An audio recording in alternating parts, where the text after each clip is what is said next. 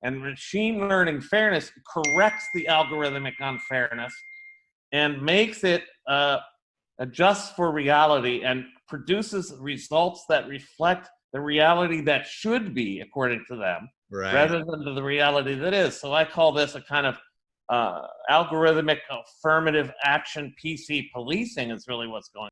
If people like Ocasio-Cortez and Bernie Sanders were really a threat to the system, they would not be getting so much publicity. Welcome to another episode of Independent Thought and Freedom, where we have conversations with some of the most interesting people around the world who are shaking up politics, society, economies, and ideas.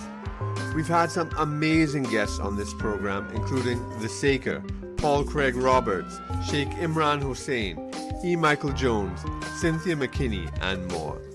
If you'd like to support us to reach our next goal of actually putting together live events where we bring some of my best guests side by side on one stage, please consider becoming a monthly subscriber on Patreon. You'll find the link below. Also, if you are an author or researcher with important ideas to share with the world and want to have a greater impact, I'm offering a free masterclass, 3 steps on how to leverage your intellectual authority to become a media personality. The link for that class is in the description as well. And now, on to this week's show.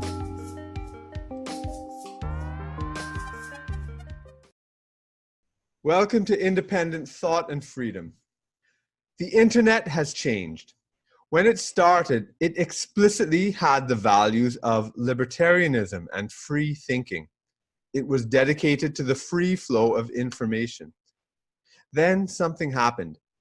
The internet is now a place of surveillance, of thought police, of censorship, of conformity.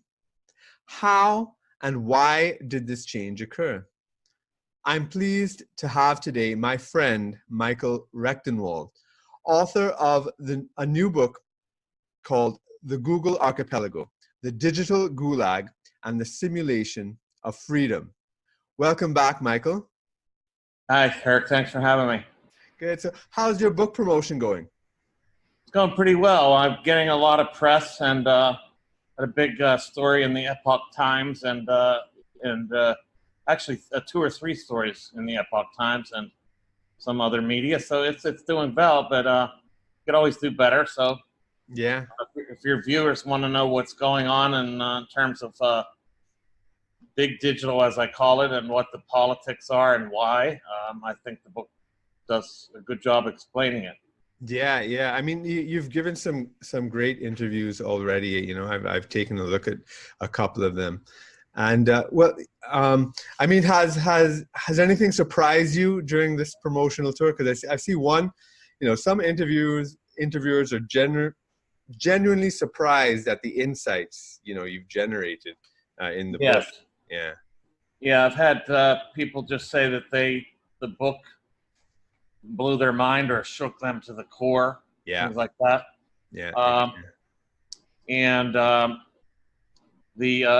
It's also elicited the Google whistleblower, Zach Voorhees, has contacted me, and we're going to be working on a project soon to further expose Google and what they're about.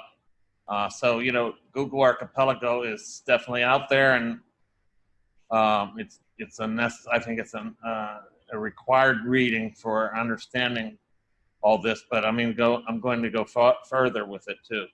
Well, that's excellent. Let's start off, I mean, with the origins of the book even. I would say it's very much connected to your backstory at NYU when you're a professor there, and then even your political transition. You were on before about 9 months ago, episode 5. I urge everybody to check it out. It was a great interview. But let's fill people in who maybe haven't seen that. So just tell me about, you know, the backstory, NYU, and your political transition that sort of led to all of this. Sure. In the fall of 2016, I started a Twitter account called Anti-PC NYU Prof, and that handle became sort of infamous very quickly. I got attention from an NYU student newspaper reporter, and I did an interview for the newspaper, the Washington Square News. And after that interview ran, I actually revealed myself as the person behind this Twitter handle, anti-PC NYU prof. Then within 48 hours, all hell broke loose. I was quickly and roundly condemned by colleagues, a committee calling themselves the Diversity, Equity, and Inclusion Group. They roundly condemned me for my views. All I had done was criticized no bias reporting hotlines, no platforming of speakers, safe spaces, and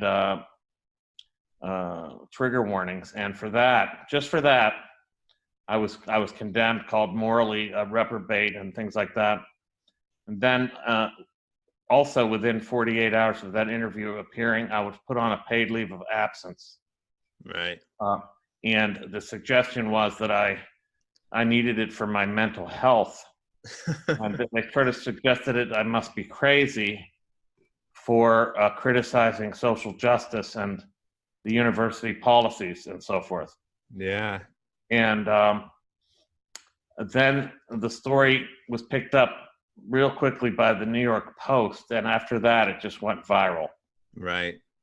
And the rest is history. You can go to michaelrectenwald.com and go to the media page there, and you'll see all the news that has ensued ever since. So it's kind of like a combination of digital, like the implications of your digital activities in your career, your professional life, and so forth.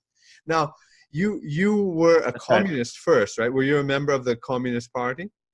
I was at the time that I came out and critiqued social justice, I was a left communist, a member of a group called Insurgent Notes, and a writer for them, and also other websites and other periodicals publishing socialist screeds, if you will. Yeah. And analysis from a Marxist perspective. I mean, in the academy, you've got to be some sort of leftist or other. Yeah. And Marxism seemed to be the best one for me. Yeah. And because I couldn't be a queer theorist or something like that. But after that Twitter escapade and the sort of vitriolic response that I received, and then after this thing went viral, I mean, I was attacked by thousands of leftists. I was ejected from that communist group. They basically held like a cyber trial in which they, put me up for charges of various sorts. For example, appearing on Fox News and other sorts of violations, I guess. Right. Basically, I was, given a cyber show trial, in effect, and ejected, and then attacked by thousands and thousands of leftists online and off. I was, when I came back from the leave of absence, I was shunned by my entire faculty in my department, over 100 faculty members. Then towards the end of that first semester back, I was attacked in a series of blistering emails in which they called me everything from alt-right to Satan to short pants white devil, and fragile white male, all kinds of racist and sexist epithets they hurled at me while calling me a sexist and a racist. Yeah. So, which is exactly what the left does, Yeah. They project quite a bit, and I don't know if it's unconscious or what. Yeah, I mean, a lot of times, anti-political correctness, comes from the right mainly. Right. But it's interesting that when you started it, and you started that Twitter handle, you said you were a left communist. So yeah. Could you kind of just elaborate that a bit, because most people say, oh, it's all these racist alt-right people that that critique political correctness, but you were coming from the left. Yeah, that's right. I thought first of all, I've always been a critic of identity politics. Yeah. And I find it to be a regressive sort of leftism. And I've always criticized it for being a blind alley and a way of sort of dividing up the left and putting people into various identity categories and splintering them off into endless, division, and also then putting them into competition with each other for the most subordinated trophy in the oppression Olympics. But when I came out against social justice, everybody attacked me. Yeah. Communists, people that had been my friends, I had a lot of communist friends. Every one of them in the end finally rejected me. Yeah. Wow. And the left showed me like they were very much consolidated and circling the wagons, with the resistance of Trump. And anybody that sounded even remotely like they were coming from the other side was had to be condemned and had to be ejected and attacked. Because if you didn't attack them, then maybe you were one of them as well. So this is how they work in a pack and attack mobs. Yeah. So I said, you know what? I'm out of here. I don't want anything to do with the left anymore at all. Yeah, yeah. And I basically resigned. I sent in my leftist badges back to the headquarters, and I basically said, I'm out. Forget it. Yeah. I don't want anything to do with this anymore.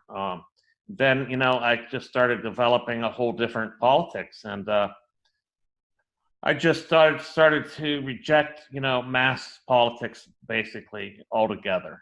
Right. And developed into a sort of civil and cultural libertarian. Mm-hmm. And since have been an invited speaker by the Mises Institute to speak to, major conferences as they're basically one of their lead speakers, talking about social justice and how it conflicts with civil and cultural libertarianism. I've veered towards economic libertarianism too. Mm-hmm. So it's been quite a journey. Yeah. I mean, there's a lot of ideologically interesting stuff and theoretically interesting stuff you brought there, but let's reapproach it by going through your book. Because I think your book is very important, and it touches on all these things. Because I said your personal story, is very much. I should mention that I wrote another book before this called Springtime for Snowflakes, right? Which documents my whole movement and political transmutation, and also then goes into the deep history of what I see as the roots of this new social justice creed in postmodern theory and Soviet and Sino-communist theory as well, and practice. So, Springtime for Snowflakes is that story. Yeah. But we can then go into Google Archipelago, sure. Yeah, because it's extremely relevant, and it's also personally relevant to me. I mean, I've just been permanently banned from a Facebook ad account, so I can't do any posting or paid boosting.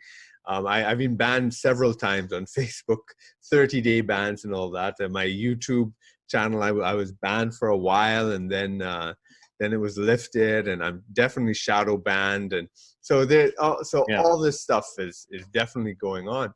So let's so the Google Archipelago, right? Let's look at the outline and the implications. So what's the argument you're laying out here? Well, let's start with the title. It's always a good place to start. Yeah. My titles have been basically little bombs, Yeah. It's a brilliant title. Oh, thank you. So it's an obvious play on Solzhenitsyn's the Gulag Archipelago. Mm-hmm.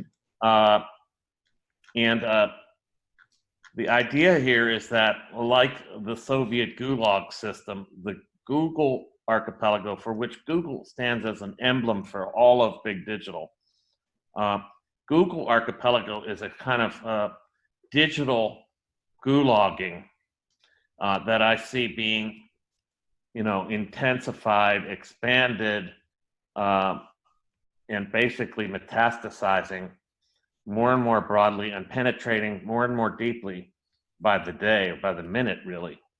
So what happened in the Gulag system that's like what's going on in the digital Gulag of the Google Archipelago? Mm-hmm. People are being disappeared just as they were in the Soviet Union, disappeared and sent into camps. Just as in the Google Archipelago, people are being erased, deleted, digitally disappeared. Yeah. People's ideology is being surveilled, just as it was in the Soviet Union. If you said something that was wrong or something that disagreed with the party line or anything like that, you could be either shot or sent to the Gulag. Similarly today, just as you've mentioned in your own case, if you have the perspective that's not approved of by the leftist authoritarians that are running the internet, then the same thing will happen to you in a digital way. Mm-hmm. You're being digitally surveilled upon, your opinions are being monitored, you're being deplatformed in different places, and also basically erased in the end for some people.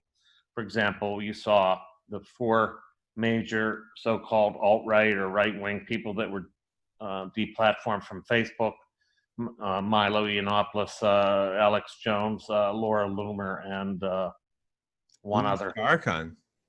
Who was it? Farrakhan. Oh, Farrakhan. They put him in the same bundle with Farrakhan, which I thought was a real slap on the face. Yeah.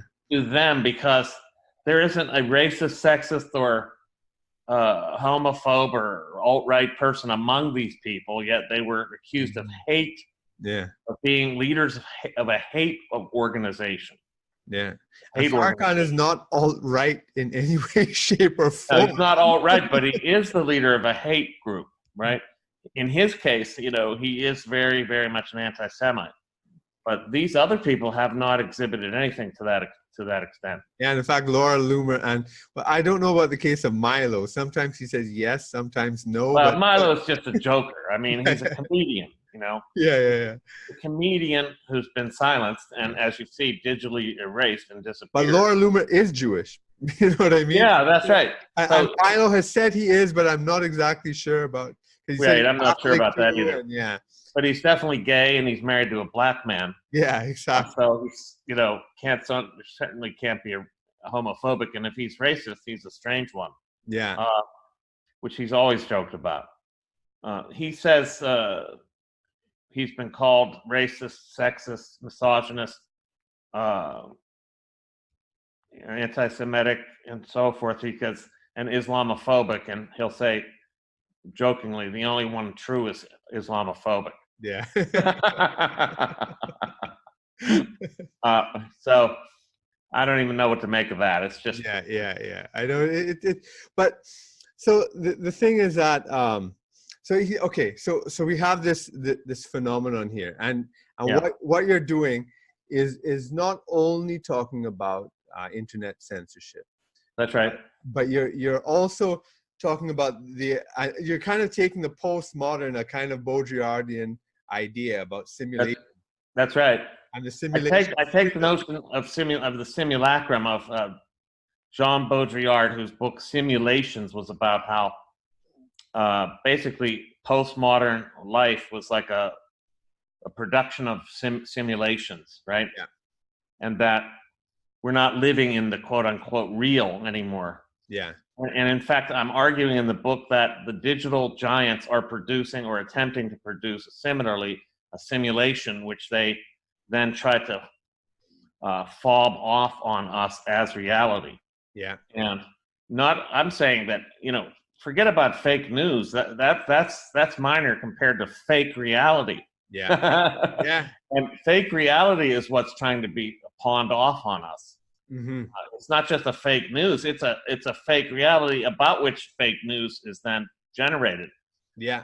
And I talk about this in the book's conclusion, and in connection with this organization known as New Knowledge, which is really new nescience, new non-knowledge, new idiocy, new insanity. And I'll leave it open to let the reader look into that. Right. I'll get into everything I say there, but it's basically the idea is that the digital giants are together producing a digital simulacrum, and then suggesting that anyone who differs from it or differs with it is a hate, Yeah. basically engaged in hate or something Or like in that. your case, mentally disturbed, right? Mentally disturbed. That's right. Which is the So, same thing like the Cultural Revolution, Mao Zedong. If and then you have to make your public apologies for. right. Oh, I am so sorry for going against the party line, or. Yes, we're living in a soft cultural revolution right now, and this is very much the same sorts of things. All the four olds are being taken down, and the everything to do with historical memory, cultural legacies, all of these things are under attack. Western culture is deemed evil, and white supremacist and misogynist and every other possible thing you can think of. The book also is arguing that there's a new kind of dominant ideology and politics that are underway, and it's called corporate socialism. Right. And what I mean by corporate socialism is what is socialism if not monopolization, right? Yeah. Monopolization of the means of production and also of the state, and also of the ideological apparatuses by a singular state, party-run state. Today, what we see is a kind of corporate socialism in which these giant corporate monopolists attempt to produce what I call a two-tiered system in which there's the monopolies on the top and actually existing socialism for everybody else. Right. This is what the object is. This is why I argue that people like if people like Ocasio-Cortez and Bernie Sanders were really a threat to the system, they would not be getting so much publicity. Absolutely. So they aren't. I think they're actually unwitting dupes, spreading an ideological socialism on the ground so that the population begins to worry about only equality amongst this second tier. Correct. That's the only thing that matters, while actually reducing the expectations of everyone within that sphere. As long as it's equal, they think everything's fine, despite the fact that there's monopolization of everything by these corporate giants. And as long as these corporate giants are spitting back to these people the rhetoric that they want to hear, the woke capitalist rhetoric, making them feel better about themselves and the world at large because their values are being reflected back to them. As long as that's going on, they're not even noticing the overall structure of what's happening. Yeah, because I think it ties into your critique when you were a left communist, and I know, especially on the IMN network, which I'm newly on, and this is being broadcast on. It's a lot of left-wing people, Green Party, and there might be a lot of libertarian socialists listening, which is very different from state socialism, which is what I think you're referring to. That's right. I was a libertarian socialist. Right. Exactly. People say that's a contradiction, but not within socialism. I mean, there's this division and this actual position, which is justifiable within socialist thought. Yeah, like Emma Goldman and right. And it goes to that branch of right. Even the Spanish Revolution. But I would argue with them now is that I thought that such a socialism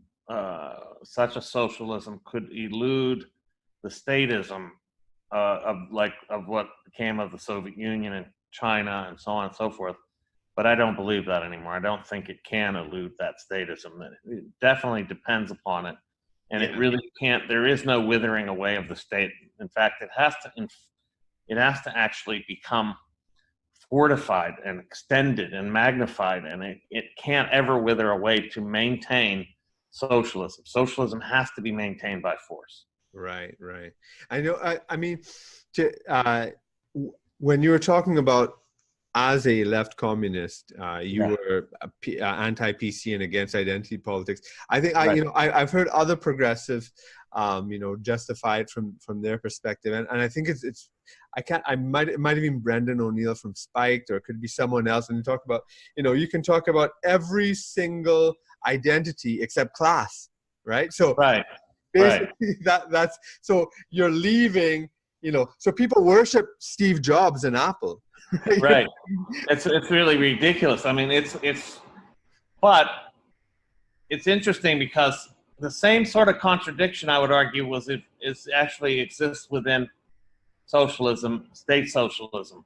And that is, again, there's this failure to notice that you have the dictatorship is not of the proletariat.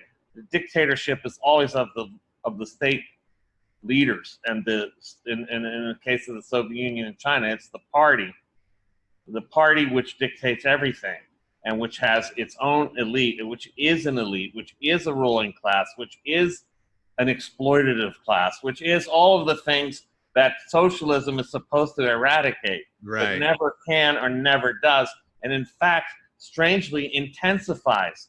Because what happened in the Soviet Union with the Gulag system, it was a system of forced slave labor, slavery, no money, no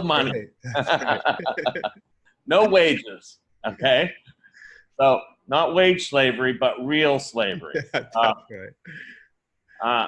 It's just unbelievable that the left has gotten away with so much criminality, and has been unbelievably not called out for it. And still works itself and manages to parade itself around as the default no-fault ideology. Yeah. And you talk about leftist authoritarianism a lot. You want to elaborate on that a bit? Yeah, sure. It's a kind of dictatorial leftism, which is enforced by virtue of. First of all, leftism, when it tends towards authoritarianism. But anyway, what I mean by left authoritarianism is there's this notion that there's no question of being right. There's no question about the idea that the left is right, that their views are absolutely correct. There's no doubt about them, and anybody who disagrees must be a monster. And so then it's enforced as if it's correct. And then it's necessarily authoritarian at that point. Because it takes upon itself, it arrogates to itself this authority to enforce its values above it. You can see it with Antifa. Which I think should be pronounced Antifa, but whatever. Exactly, With your Antifa, you can see the authoritarianism there. They imagine themselves to be anti-fascist, but they're much closer to fascism than the people they object to. Because agree. Good. And we see this leftist authoritarianism in Google, like for instance, in my bans all the time, right? You have no recourse, you have no rights, you have to guess at what policy you violated. Right, exactly. They won't tell you, right? I've shot back at them, and I said, this is Kafka-esque. I mean, this is insane. What kind of, this $billion company? What type of kangaroo court are you running here? Let's talk about the issue of what they're calling algorithmic unfairness. Right. For example, and what this is, and what they're trying to do, and then what they do to rectify it.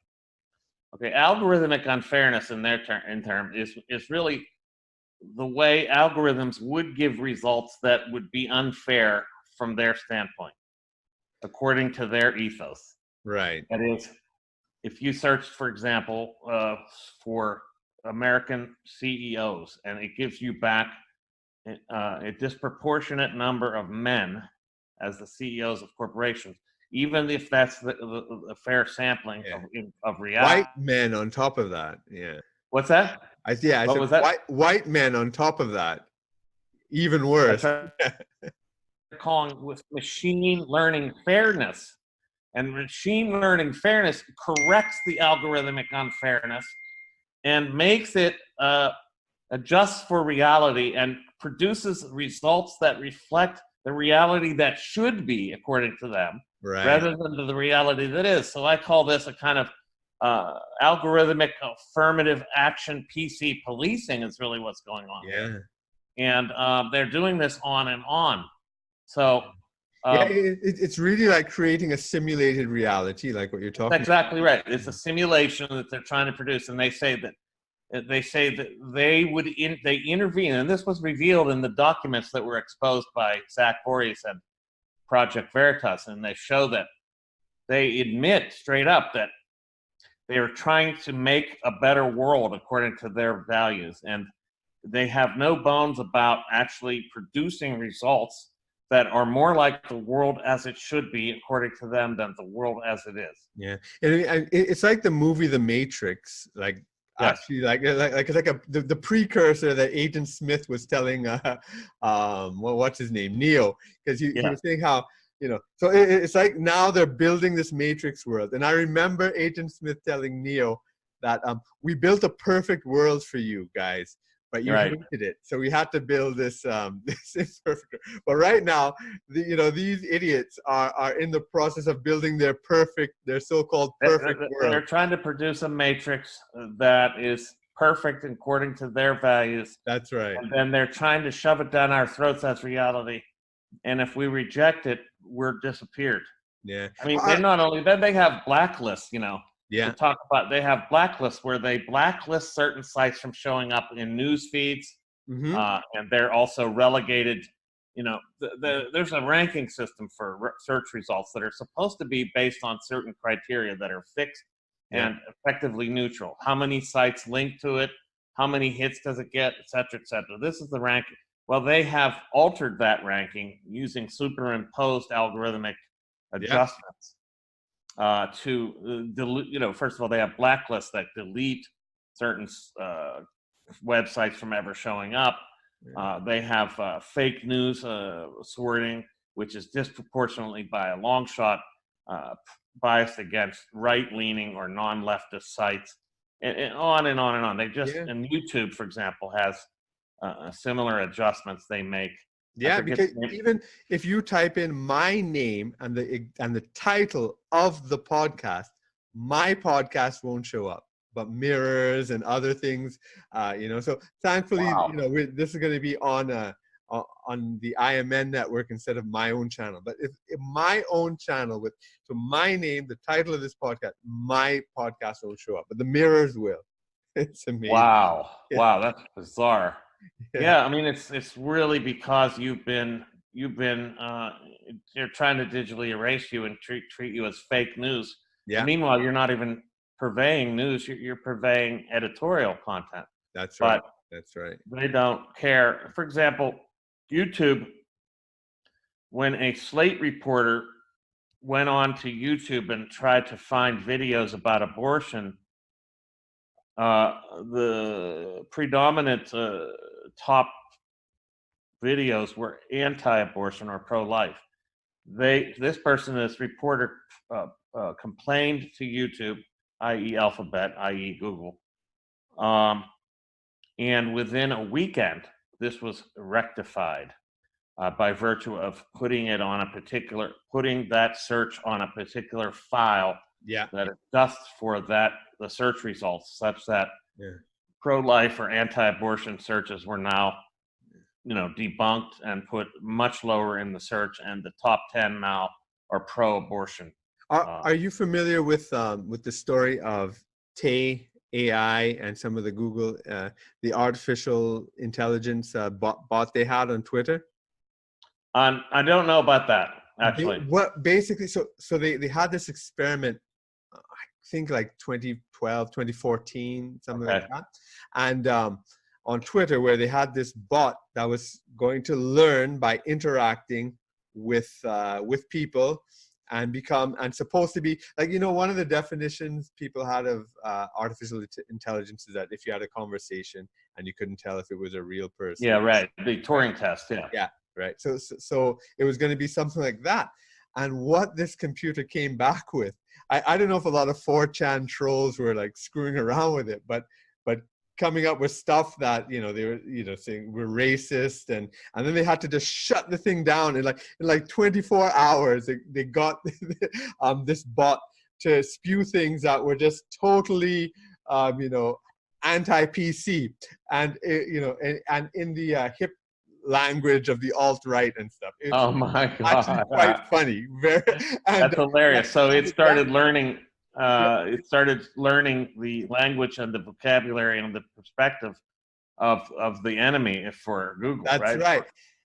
And the same thing happened with Google image search. The images were bringing up politically incorrect things with different searches, and so they kind of realized, well, we can't let it learn naturally, because as you're saying, the natural world is unjust. So it's unjust. They can't have the natural world reflected in their results. They cannot have it. It has to be changed, and it has to be changed according to their criteria, because they are necessarily right, because they're authoritarian, PC authoritarians, right? Yeah. That's what I'm talking about. Now, there are so many dimensions to this that I tried to get a container big enough that effectively stands for everything, but there's no way I could delineate every last thing. Exactly. It's too much. I couldn't do it. It was so overwhelming writing this book, because it's a bottomless pit. Yeah. I mean, which is why, you have to continue it in series after series. Yes, we're going to go on with this, and the next book is going to be more like a complete catalog plus analysis of everything they're doing. Yeah. Wow. Yeah. Because I mean, there's a couple, and as you said in the preface to your book, unlike some of your earlier books where you're talking about the 19th century, the subject matter is still. And it's basically fixed. It's not going to change, right? Yeah. Whereas while you're writing it, things are changing, Constantly. So, like, for example, things happened after I was luckily the Project Veritas expose came just while I was in the middle of writing this. Yeah. And I was able to include that, and it just validated everything I was arguing. Thank goodness, because how I'm still getting people saying that I'm a left-wing. I'm not a left-wing. I'm an anti-left-wing conspiracy theorist. Yeah. No, I'm still being attacked by the left. Yeah. In particular on Amazon in the reviews for this book. So if you do get the book and you're not a leftist, please do review it on Amazon. Yeah. Because I mean, of course Amazon is tilted in the same way, and they're Google's partner.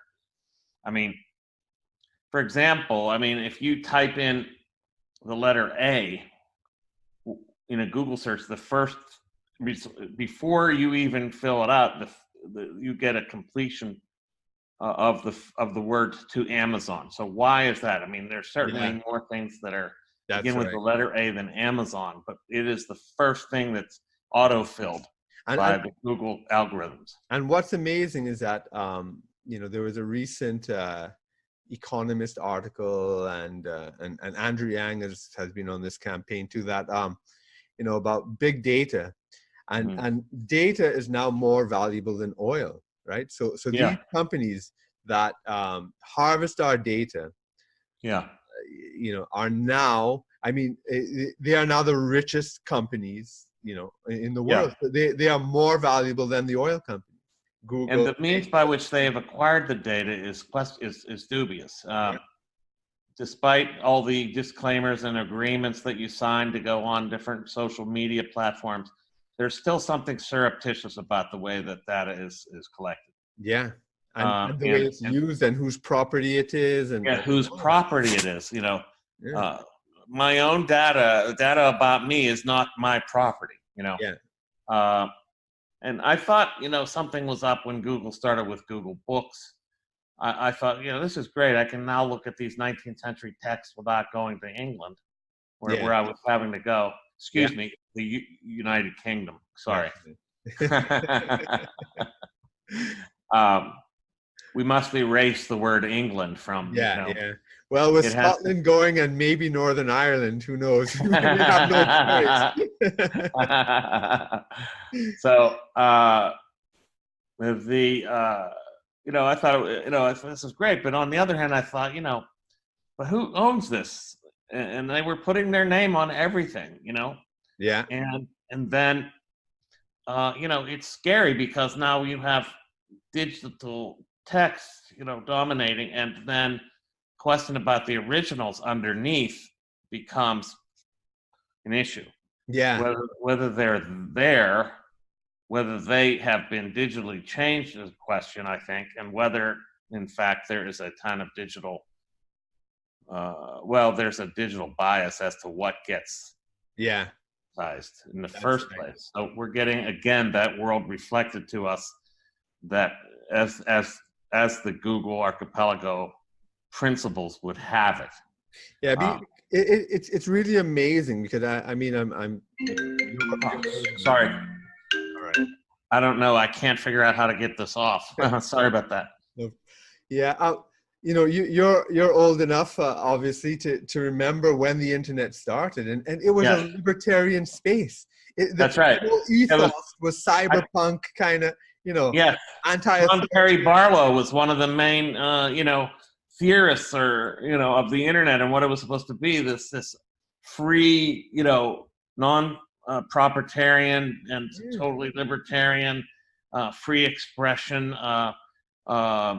peer-to-peer economics. It would. And that's what it was, wasn't it? I mean, I remember. I mean, when it first started out, it was amazing. It just opened up a whole world of information that had been suppressed, and I was learning about things that, while I was living through it, was hidden from me. Yes. And, it was just amazing, and this transformation is incredible. I suppose it's the same parallel. It's parallel to the transformation that happened, as I argue in the book, in the Soviet Union. Correct. Had the exact same propagandistic way that you referred to what was going to take place, this communitarian, decentralized, workers-owned, egalitarian space, which becomes a centralized, dictatorial, monopolistic. Yeah, it's kind of like Animal Farm, which parodies that very thing. Yes, Animal Farm is exactly like this, and of course, 1984. Everything is, everything is inverted, just as in the language. War is peace. Truth is falsity. Falsity is truth. Just incredible what's going on. And what's been happening recently, and I think that because I remember when you were you had the original idea for the book and you were developing it last year, but I think what's happened in the past year is that there's been a rise of progressives, right? Because this show now is being mostly the viewers are like progressives on the left. Yeah, which is interesting, right? And I'm trying to break. Well, they call themselves progressive. I'd call them regressives, but right. No, but there's a different sort. Like what I mean is like Tulsi Gabbard. What I mean is you know what I mean? Like so not the Hillary progressives, right? Right. More like the Bernie type progressives. Yeah. Not the authoritarian types. That's right. Identitarian types. Yeah. And they are also being censored by Google censored Tulsi. That's true. That is true. There is, and this may be one blind spot in the book, which I'm focusing most about how the left, the authoritarian leftism of Google and the whole big digital archipelago is anti-right, but they are also discriminatory against a certain very small sliver of leftism. But I mean, I think you could be forgiven for that, because that's the point I'm trying to make. Like a year ago, when you were starting it and writing it, that didn't happen yet. Yeah, it hadn't happened yet. Yeah, no. They've started it now. Yeah, and I did say that when I looked at the treasure trove of 100 pages of documentation that Zach Voorhees exposed, does list certain progressive sites as also being delisted and blacklisted by Google. Yeah, so that is true. Yeah, like Rania Kalik from I can't remember what her site is called, but I know she has a lot of videos, like, you know, like anti-US intervention in yes, that stuff is being squashed. I mean, look at the left now, and the BDS power, the left in power. They're not. They're interventionists. They're war hawks. They're hawks. They're hawkish, and they're regime change fanatics. Yeah, it's everything that they were supposedly opposed to. They're against now. I mean, it's of course partly due to this Trump derangement syndrome. Absolutely. And that's Trump they have to oppose no matter what it is. You know? That's right. Trump could be a socialist tomorrow, and they would then oppose socialism. That's right. No, exactly. But that's exactly the arbitrariness of the ideology. I think is central. It's central because, you know, I mean, again, like say within the past year from when you started, I mean, certainly I only recently discovered him is Jimmy Dore, the comedian. And I love him. I'm like addicted to his channel and his videos. He's hilarious. And he calls out the Democratic Party and all the hypocrisy, but he's like totally on the left, right? Like progressive, like anti-war, anti-cap, anti-corporate. And he is being blocked by Facebook. He's being demonetized. Right? See, I regret that I didn't, I think that I probably would be less prone to be called ideologically biased if I had included things like that. But like you said, it really wasn't apparent yet. No, it wasn't happening at the time. And now we see it's like, you know, it's expanding and it's like eating itself. And a lot of the people who may have been cheering on the deplatforming of Milo might be regretting it now. Oh, they are. I said that the Overton window will come down on the very necks of those who are closing it on others. Yeah. Because they're sooner or later their speech will be unacceptable as well. Exactly. You know, and this is what they don't get. It's unbelievable. But and it's really just, you know, the old. I can't remember what the whole thing was. But first they came for the communists, but I wasn't a communist, and then Isn't it funny though that the left seems so bent on curtailing freedom of speech or free speech? For example, they do everything to talk about how limited, for example, in the U.S., the First Amendment really is it really just limits to, it really just means that the government cannot encroach upon your. Exactly. That's not true. Exactly. That's not true. It actually is the government must protect your speech. That's right. It isn't just about non-encroachment. It's incumbent upon the state to protect the speech of people, even when they're unpopular, or especially when they are. Isn't it amazing that the left and I think it's best to call them the liberal left because I call them anti-liberal left. No, you're right. You're right because when I get what you're saying, they came from liberalism, but they're not liberals anymore. That's their provenance is the liberal class. Yeah, but they're really anti-liberal or illiberal. Like what's that? Phil Oakes. You know Phil Oakes' song, "Love Me, I'm a Liberal." You know that song? Yeah, very, very funny. Yeah, and it's those people I'm talking about, right? Right, I know. It's the the liberals who leftists or socialists have hated forever.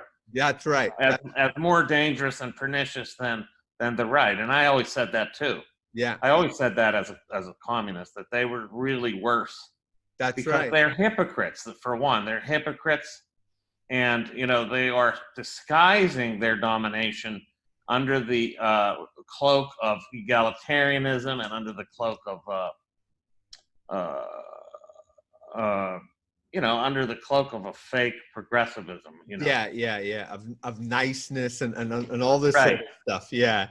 And caring and when really Right. they're nothing of the kind, and yeah. So I think that, so while this kind of it's a small sliver, as you say, this anti-war, anti-corporate progressives which they identify, because when I'm listening to Jimmy Dore and his people and their perspective, and it's interesting because so they're calling like Hillary Clinton and that what you'd be calling left and liberal left, or maybe you wouldn't call her liberal, but what the mainstream would call liberal left, and so they are calling them right wing, right? So they're saying Hillary is really a right wing conservative, and the Democratic Party, all these people, Biden and Warren and all these people, are just right wing neocon conservatives, and so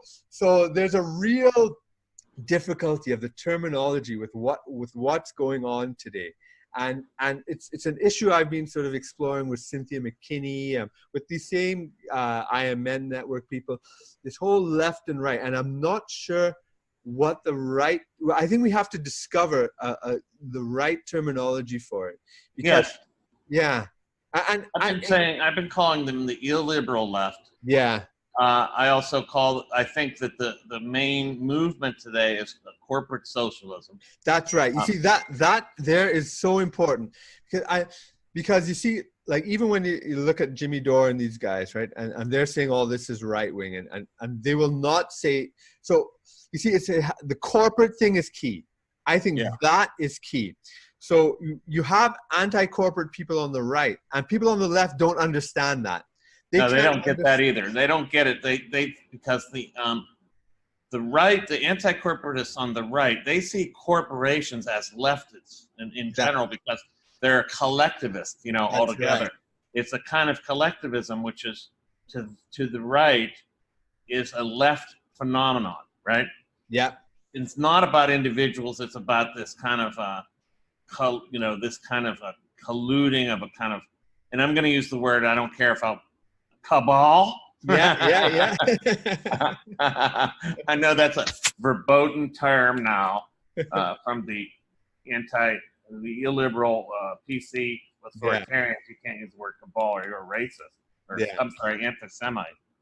No, it's what it is. These are they see it as a cabal of collectivists who use corporatist collectivist power to dominate, and then also, of course, to dominate the state and get certain favors from the state, and then use the state in their favor. They bolster the state, right? And they use state power that they've bolstered in order to continue to bolster their position. Because it's a hand-in-glove sort of situation. Crony capitalism is hardly different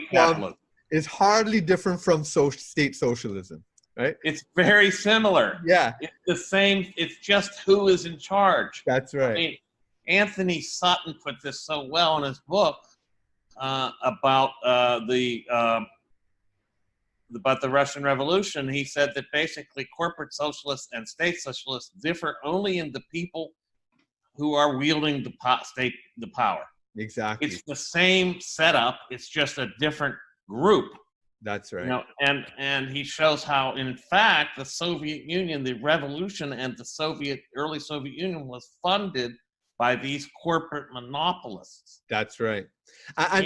Exactly. Because a lot of the bankers in New York funded the Bolsheviks. This is so little known. They funded the Bolshevik. Why? They wanted monopolies. They also, first of all, it was a way to eliminate potential competitors. Yeah. Because the little known to most people was the Soviet Union was undergoing, or what became the Soviet Union, was undergoing a kind of industrial revolution. and it was emerging with potential competitors to Western and U.S. based corporate industrialism and industrialists and bankers. So they attempted to establish monopolies in the Soviet Union, and they did over a lot of things, over natural resources to a great extent. So, I mean, all this is very little known. And also there's this, and this I want to get out there, there's this stupid idea that that there's no way that corporations can be leftist. This is a myth that has to be exploded once and for all. This is not true. Yeah. First of all, it's the, and I think what ties people up is the terminology, because when they terminology. If they're using leftist ideology, that's right, to promote their agenda. That's right. And for example, there was corporate socialism in the U.S. back at the turn of the century, of the 19th to the 20th century. King Camp Gillette was one of the main propounders of this, and he talked about achieving socialism through incorporation, through the monopolization of all production by corporation, which would become the state and the producer.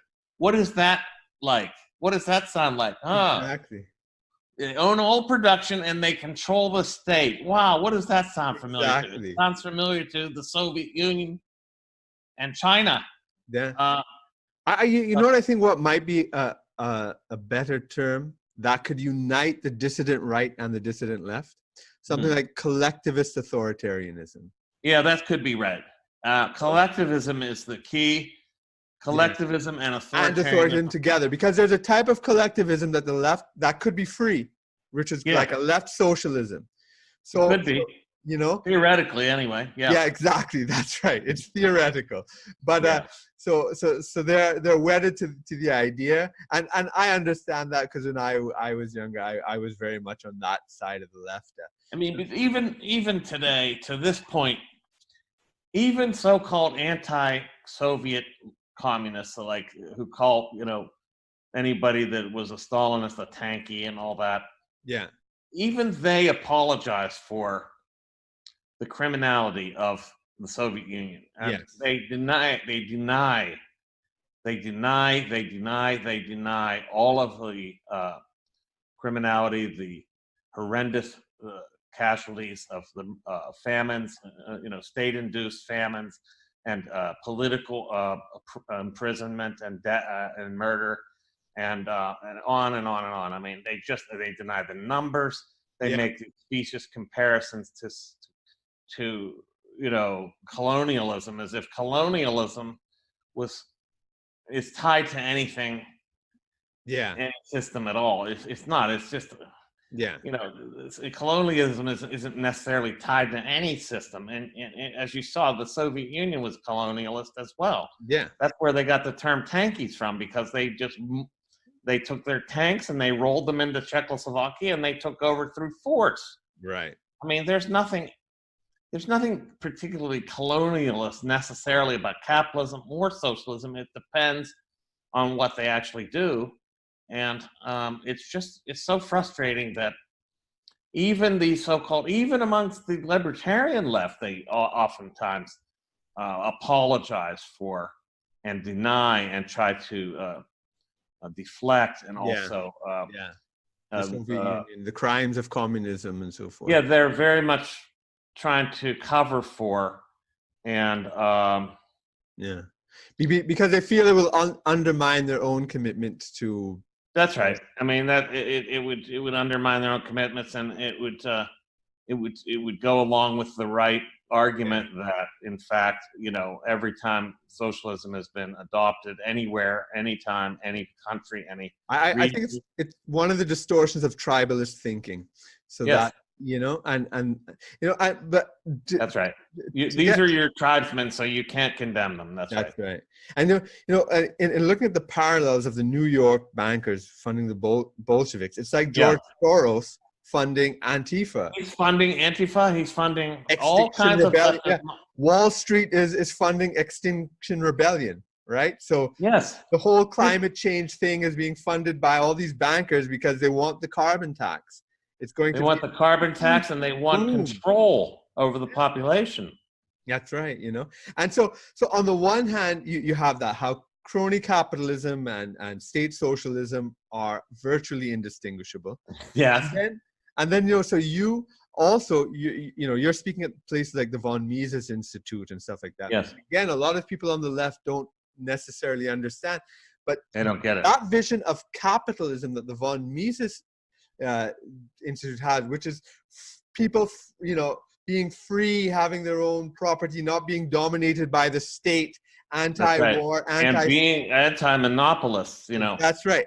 Anti-state supported monopolies, and you know, anti-ingratiation of the state and vice versa by these corporate giants. And again, the sort of ideal of those radical individualist capitalists, right, and leftist socialists are hardly any different. I mean, it's very difficult to distinguish. There's only one thing I think that really distinguishes them, and that is the belief that property is necessary for individual rights. That's right. And I actually hold that view now. I don't think that there is any way to guarantee rights without property, at least because if nothing else, everybody has the property of their own person. Yeah. And without that, there's no telling what could happen. Yeah. And without individual rights, you can roll over people with collectivism and say it's all for the good of the whole. Meanwhile, half the whole is killed. That's right. You know, it's a French Revolutionary conundrum of, you know, chopping off heads till there's none left. Now you have your perfect state, you know. Yeah, I mean, I exactly. I understand, because when I was on the left too, I always thought, you know, like Proudhon, property is theft, property is oppression. It's the capitalists of the property that oppress the working class, and I could not understand the right wing idea that property was freedom.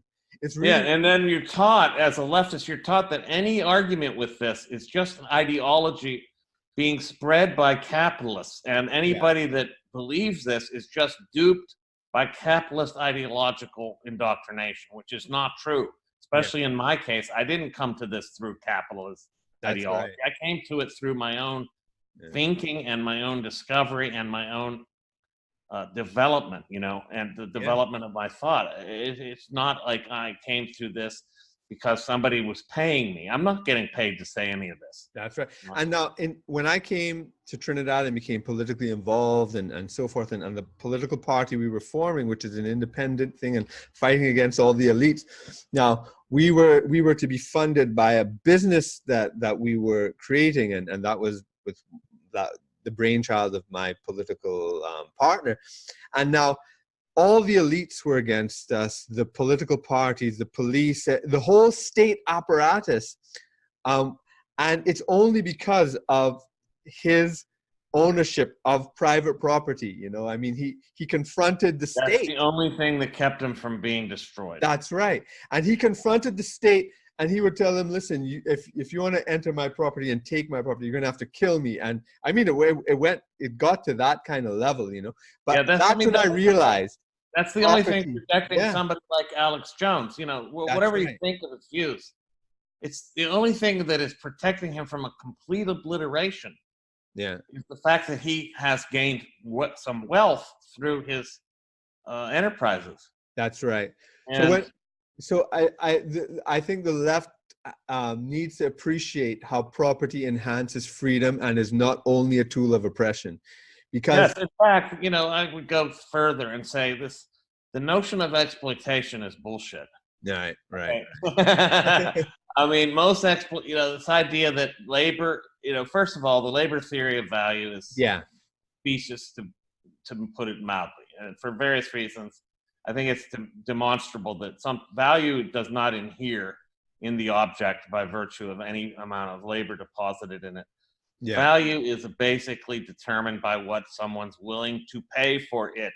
Correct. And this makes everything make sense. There's no more exceptions anymore that have to be accounted for by intellectual property. Everything that Marxists have to come up with, all the addendums and all the appendages to their main argument, all these adjustments and, ancillary axioms and so forth,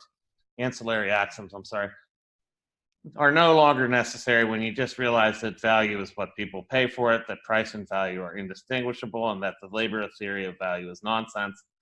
And, without the labor theory of value, then, of course, the whole idea of exploitation falls to the ground. Because really, people aren't being exploited unless they're slaves. I mean, I do agree that people are underpaid and people. There are underpaid people. So people could be underpaid. They could be treated in a very slave-like manner by their employers and all this sort of stuff. But I think that's an absence of property, right? Because when the working class has no choice except to work for a capitalist, if you want to put it that way, to survive, then that's when exploitation happened. But if everybody had a piece of property, which happened in like tribal societies and collectivist societies, so they don't have to work because they can go back to their tribal property. It may not be rich, but they're not compelled to work where there's a monopoly of oppressive employers. The disparity between what the capitalist is able to sell a product for and what the laborer takes away from it is explicable in terms of the value that is placed on immediate rewards versus future rewards. I think this is what Mises points out very clearly. Right. And that is to say, the reason why you're willing to take less money today is because you're getting it today. That's the capitalist is deferring their realization of value to the future, and that's what they're paying you for something that isn't sold today, but you're getting paid today for what's going to be sold in the future. That's right. And the difference between what you get and what you produce is explicable in terms of the immediacy of its exactly. It's almost like a security discount or something. It's the same thing as why do you get charged interest when you borrow money? The reason you're charged interest is because you're getting the money today as opposed to waiting for it in your paycheck or elsewhere I was getting it. So you pay interest because you're able to get something today that you wouldn't otherwise have today. And it's an economic axiom that present tense value is greater than future tense value. I mean, it's a very simple idea. Now, I want to return to the implications of your analysis in this thing, in this Google Archipelago, because I think it's very important what we're touching on here. Because so we're seeing crony capitalism and state socialism as very similar. We're seeing the kind of radical left and radical right, individualist kind of freedom. Individualists or individual. Those who proffer or promote, not proffer, but rather promote and hold to individual rights as supreme. So it can be similar. And then, and so you have this weird thing of I don't know what we want to call that Hillary left, right? And that sort of libertarian left. The moneyed left, because I was asked once, what's the difference between these leftists here? Bill Clinton or Hillary Clinton leftists and your leftists who were basically, marginalized or consider themselves subordinated or whatever. The difference is power, money. Yeah, exactly. That's the big difference. Right. So Hillary Clinton was on The View the other day with Chelsea, and they were talking about how, they loved traveling with John McCain on, must have been Jeffrey Epstein's plane. I don't know. But they love taking. So they're all together. It's the uniparty. It's what Pat Buchanan called the war party and all this kind of stuff. And then you have these left-wing people. Unfortunately, the term "useful idiots" just I can't avoid it. Right? So you have these people on the ground who are social justice warriors being paid for by Soros, defending corporations like denying free speech. And organizations like the NBA. That's right, yeah. Who are basically kowtowing to the most repressive regime, or at least the biggest repressive regime on the planet. Yeah. Who are putting people in concentration camps to this day. Yeah. And putting Muslims, and if you want to talk about Islamophobic, there's no greater Islamophobic state than the Chinese Communist Party-run state.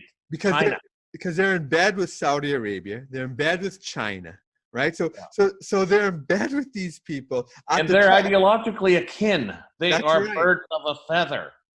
And so then they're funding all these SJWs who would maybe be aghast at that stuff, but then they have to make all these 1984 doublethink kind of things in their head to try to justify the contradiction. They're wrapped into they're ideologically they're pretzels. They're ideological pretzels. These people, and they are in knots. So they will now justify that Facebook has the right to shut you down because it's private property. They're fine with that. These people.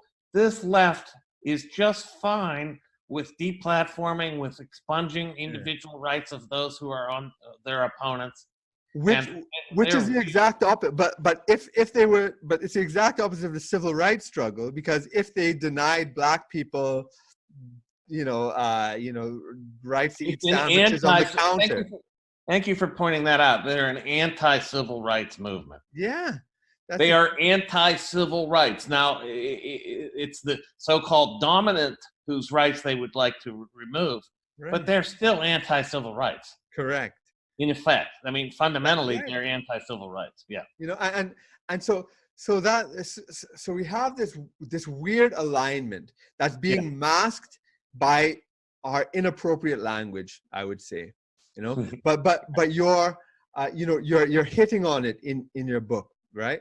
But we don't have the language to describe what is going on, who are the enemies, who are, and so as you said, with identity politics, the people who are against the war machine, who are against corporatism, who are against, the all-powerful state are being divided, right? So the people on the progressive left, the radical left part, they're saying, oh, those guys are alt-right, racists, nationalists, and the people on the right are saying, oh, well, those guys are socialists and communists. And then you have the battle within feminism of the so-called TERFs versus the pro trans feminists. That's right.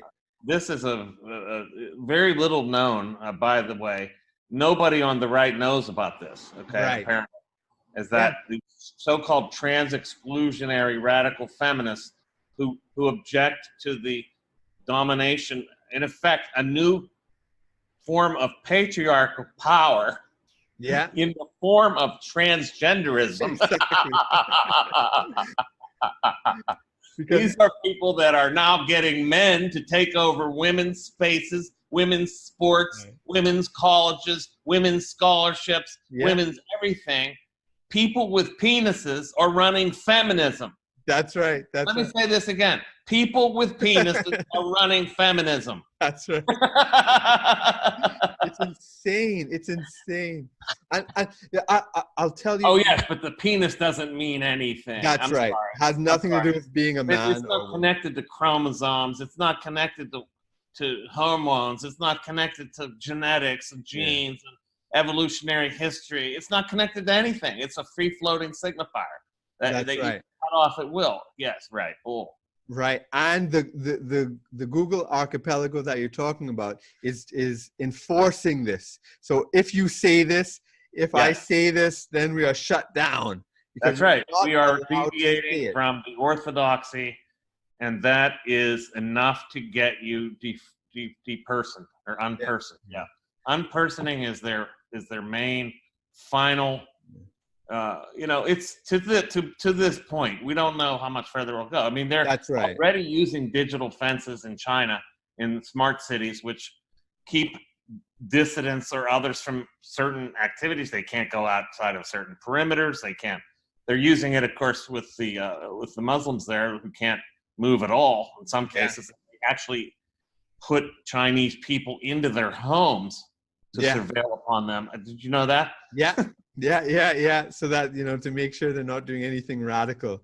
Yeah. So and the digital fences are being erected around in the West as well. I think they're starting to insinuate these digital fencing into, and what I'm getting at here, for example, the travel bans that have been put on so-called right-leaning people who can't enter countries now, like Gavin McGuinness, who can't enter, I think it's Australia, and Milo Yiannopoulos, who can't enter Australia, and Laura Loomer, who can't get into the UK.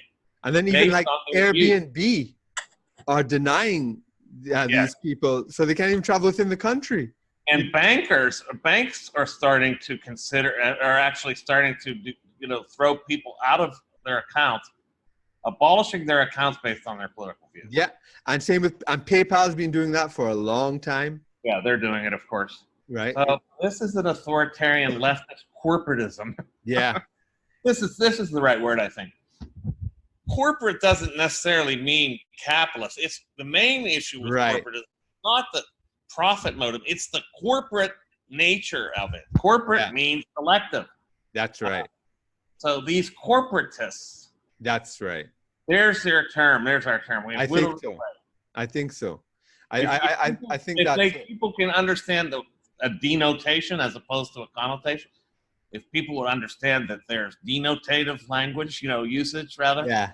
I'm using a corporatist in the denotative sense, and that is corporatist is about the body composed of a collective, Yeah. That's really what they are. They're corporatists. Some of them are capitalists and some of them aren't. Yeah. Some of them believe themselves to be socialists, but they're actually bolstering the corporate capitalist agenda. I'd say people like Bernie Sanders and Ocasio-Cortez and the whole Democratic Party that's now quote unquote socialist. They're just dupes. They're unwitting dupes, spreading an ideology that actually benefits these corporatists. Yeah. And then what's amazing, so I think that's a great great description and language we're developing for the political struggle. And then you're identifying how the central role that technology and big tech has in this, by creating this matrix. And the way now I've seen you've talked about, and it's a brilliant insight and examples you use about how this is bleeding into real life too. Like Siri, you had this example of you said an inappropriate word to Siri, and Siri I was chided out of the blue by an AI bot. Okay. And this was all going on at the same time that the social justice bots in my department were attacking me. So I thought, oh my God, this is really what put the two together in my mind. Yeah. That's why I wrote this book. I started, oh my God, they are the same. They're just different types of robots with the same ideology, and they're all coming at me together at the same time. I'm being chided by AI bots as I'm being attacked by so-called humanoid bots, and they're all attacking me simultaneously. That's right. No, and there's this alt-right meme that I think is very, very useful, right? I mean, people on the left. NPC? The NPC. Where you just because, yesterday, Al-Nusra is bad. Today, Al-Nusra is good. Yesterday, Turkey is good. Today, Turkey is bad. So you have to get the new NPC download. Yeah, right. And NPC meant non-playing character. Yeah, right? non-playing characters. In a gaming setting. So they're nondescript, absolutely neutral looking, absolutely and I think it's like you could talk to them in the game, and they'll have like maybe 4 or 5 things they'll say, and over and over. Yeah. First it sounds like you're talking to a real person, but later on you realize they're programmed to say the same things over and over, and it's not just like this these leftists we're talking about who on the internet. As I said in the book, I don't know if this was people you apparently have read the book, and I appreciate that. In the book, I say that these people in Twitter, the Twitter mobs and all the Twitter mobs and all that, they aren't technologies per se, but they may as well be, because they act as predictably as any technology. That's right. Exactly. And so it's amazingly Baudrillardian. You know, Yes. I mean, isn't this crazy the way then, we can take leftist notions. I don't know what to call Baudrillard. I mean, yeah, exactly. Because they were against the communists, right? they were actually post-communist. This is what people don't get. That's right. Foucault was against Althusser and against the Communist Party. Yes, all these people, because everybody in the French Academy was a member of the Communist Party. But I think Foucault's notion of panopticism is also invaluable in this context. And governmentality, you use that. Yes, governmentality. That the corporations are behaving as governmental. Yeah. Ancillaries or governmental apparatus. Right, in a Foucauldian way. Yeah. So all of that's there. So, I mean, and yet, maybe that's why the leftists, and I don't know, it's not that bad yet, but I noticed that there's this contingent of leftists coming at me about this, trying to make my book look like it's some sort of conspiratorial nutcase nonsense, when it's very analytical. I think you would agree. And it's not. I'm not talking about conspiracies. Well, they may be conspiracies, but they're well documented and well traced and well tracked and well supported arguments about certain types of collectivist ideas and behaviors. Yeah, it's like maybe the idea of, it's like digital corporatism. It's like digital corporate totalitarianism. Digital collectivism, or as I call it in the book, digital Maoism. Yeah. But I think if I called it digital corporatism or digital collective corporatism, that might actually cover the panoply of everything. Yeah, I think people on the left. I think allies on the left would come on board and allies on the right. I really think, in thinking of politically of making an actual movement out of this, I think we need to get the dissident right and dissident left together, because we're actually fighting. We're not that far from each other in many ways. Yeah. We have a common enemy, and they have declared themselves our enemy. We're not declaring them. They've declared us their enemy, so therefore they are enemies by virtue of that. Yeah. But I think your book is really important in that sense, in advance. If anything, it'll start a conversation, I hope, like the one we're having here. And exactly. I'm not saying it's the be all and end all of this conversation. It's a conversation starter, I think. Yeah, because as you said in your preface, because reality is changing. So as you're writing it, as you're writing, new developments are happening, because it was primarily, it could justifiably have been seen as a left attack on the right, as values on the left versus values on the right. But now we're seeing that it's corporatism. Yeah, it's corporatism. It's corporatism and its different forms coming together in a kind of strange set of bedfellows, right? Yeah. You have really people like Sanders and the types that follow him, in effect, bolstering the cause of the corporatist left. That's right. And what you have are real, I don't know if you want to call it, real dissidents like Tulsi Gabbard. Yeah, I think she's a dissident for sure. Yeah, definitely. And she is not, and the system is coming down on her, right? So every dissident is crushed, or they try to crush them. Yeah. So she's reached pretty far for what she, but she's always, Putin's puppet, Russian asset, Assad's puppet. So every time they introduce her, they have to label her. It's. Yeah, and they're saying that she's presenting trumping and arguments within the Democratic Party setting, and they're condemning her for that.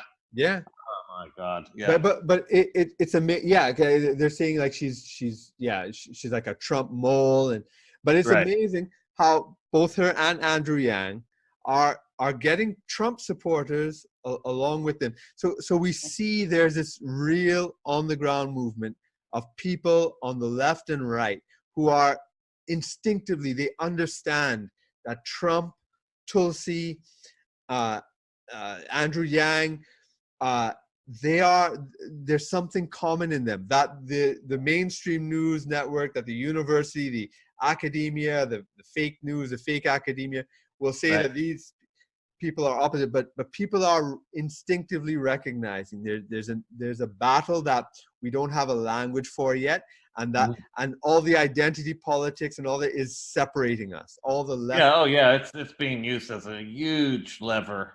Yeah. I mean, they're just using identity types as power levers, right? Yeah. Using, you know, they just take these people and they effectively use them as wedges in order to drive through. And then, you know, they're kind of, I don't know how to put it exactly. They take these identity types as a kind of, they're human hostages, if you will. They're human shields is really what they are. Right. That's right. You take them as human shields and they use them to deflect away from their agenda. And they so-called, they're supposedly, you know, promoting the interest of these different identity categories, and they hide behind these identity categories while they push through. Yeah. You know, and it's so much like you know, the illegal immigration argument and stuff, because that is a program of cheap labor promoted by the corporations, and then they and then they use this caring rhetoric, you know, so people put on their front yards, hate is no home here, you know, and you know, or something to the effect, I forget what one of the signs was, basically saying, you know, everybody's welcome here or something. Okay, so I mean, where are the immigrants on your front porch? Why are no tents pitched in your backyard? Exactly. But these people are actually unwitting dupes of the globalists who want to have cheap labor and no restrictions on its movement. Exactly. Now, you know, I know it's sometimes unfair to ask of analysts, you know, for solutions. You know, people, you know, try to do that and push you. And I do think it's unfair. I think the analysis is as important as the solution, because the right analysis implies your solution right there. Yeah, right. So, but from your analysis and the discussion, what do you think we can do actually to fight this? Well, we have to produce, I say this in the book, we have to produce truth-based counter-narratives continuously. We have to keep countering the simulacrum or the simulation, which is trying to be fobbed off on us as reality. We have to continue to fight it with empirically sound, truth-based narrative. Yeah. That's the big, you know, overarching. That's right. And you know what? That's such an important insight. It goes back to Orwell. Orwell said that was what distinguished all totalitarianism: the control of the truth, erasing the past, erasing of the news, erasing past, changing language to describe things so that you know, the ball's it's never clear what we're dealing with. Constantly controlling language, controlling usage, changing the definitions of words. Constantly producing assimilations of reality and false narratives as the official narratives. That's right. And then changing that narrative at will, and we have to be able to keep up with whatever the arbitrary new ideology is today. You know? Yeah. So that's number one. And then, you know, in more specific cases, there are things we can do, I think, that should be done to combat the kind of you know, partisan or differential or discriminatory, really, practices by virtue of mass class action lawsuits against big digital principles.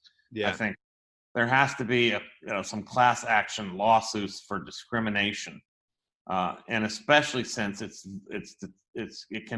demonstrable that these organizations, in particular Google, since they were funded by the CIA Intel in the first place, you know, they were funded by the CIA. Yeah. They are a state apparatus, and therefore they should not be allowed to be discriminatory as they are. Yeah. It's like this old civil rights struggle. It really is. Yes. Yeah. It's a civil rights struggle taking on a digital shroud. Yeah. I mean, would you like to see the breakup of the companies or regulation? I'm not going to argue for that because I think it would be hypocritical of me since I'm suggesting I'm not anti-capitalist. Right. I don't think we should punish success. We should not allow state-supported monopolization. And if we can show, through antitrust violation, then I think that is important. But breaking things up just because they're big is not principled. It's not a principled stance. It's just rhetorically sounds good. It's it's the kind of garbage that people like Elizabeth Warren,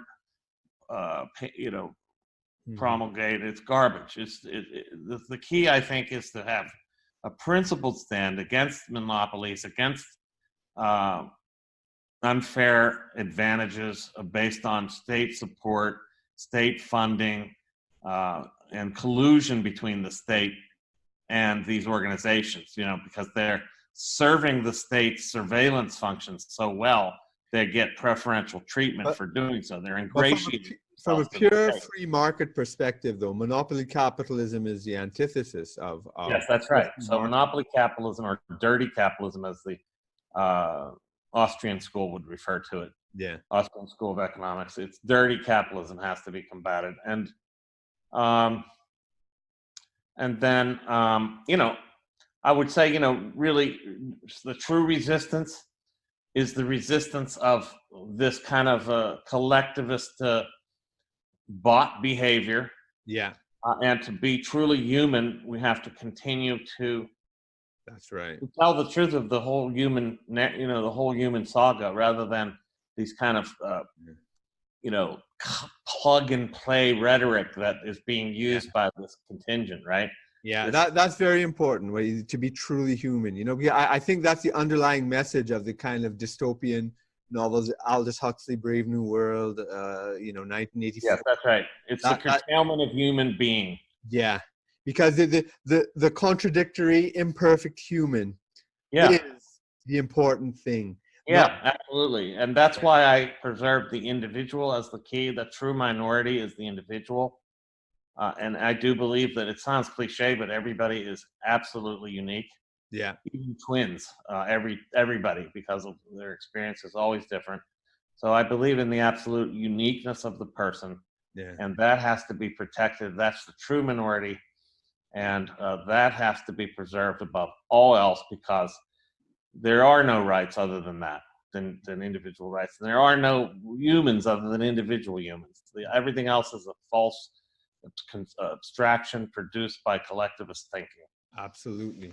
Now, just to kind of follow up on the last discussion to round it off.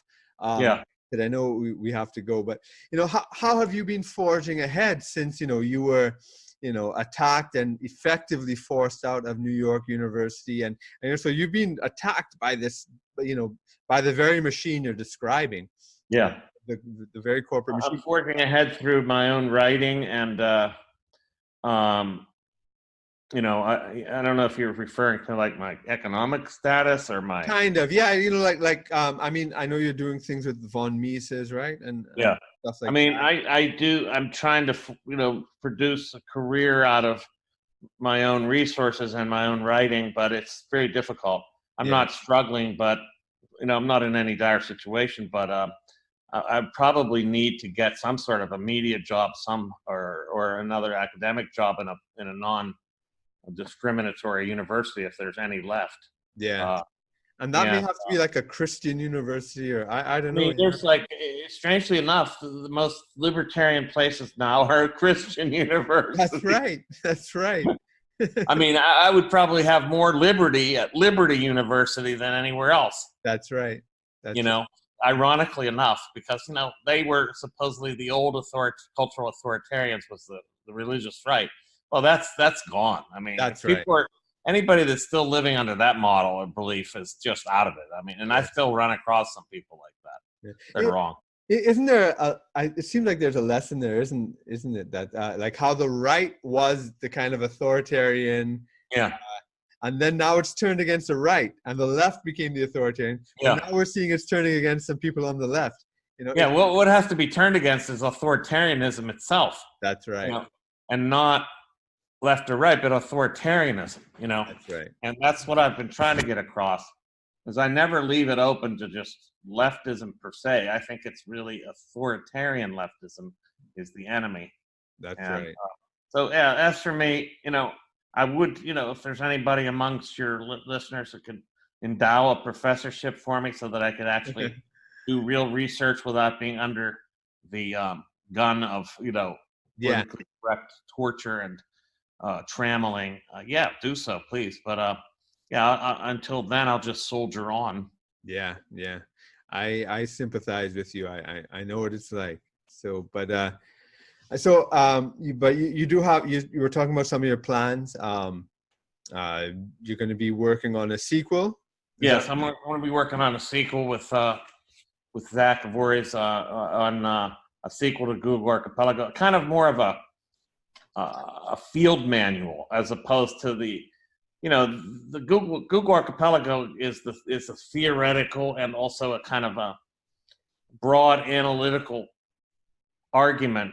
The next book that we're going to follow up with is going to be more like a field manual and a compendium and an analysis of the whole terrain without getting into the politics of it in an overarching sense. I was trying to fit this Google Archipelago into a broad historical, context. So I don't have to do that. I've done that one. Now it's time to do something more like a field manual and a kind of a kit, for the real resistance. Yeah. Yeah. Well, excellent. Well, I want to thank you very much, not only for the interview today, but really for all your work, for your determination, for your intelligence and insight, and your persistence in the face of persecution. You're really doing important work. I encourage everybody to get the Google Archipelago. Take, it's important analysis of really what's going on and how we need to understand what's the real oppression that's going on in the society right now from corporatism. And I wish you all the best and every success in your struggles ahead. Thanks for pushing the discussion forward. My pleasure. Thanks for having me on. I really appreciate it. We got into some very interesting stuff. It's not always that I do this and get to these places, and I really appreciate the opportunity. And thank you for being a great host. Thanks. Well, that's all for Independent Thought and Freedom this week. Please join us again next week. And in the meanwhile, make sure you subscribe, leave me a rating, like, and share this podcast with your friends. Thanks, and bye for now.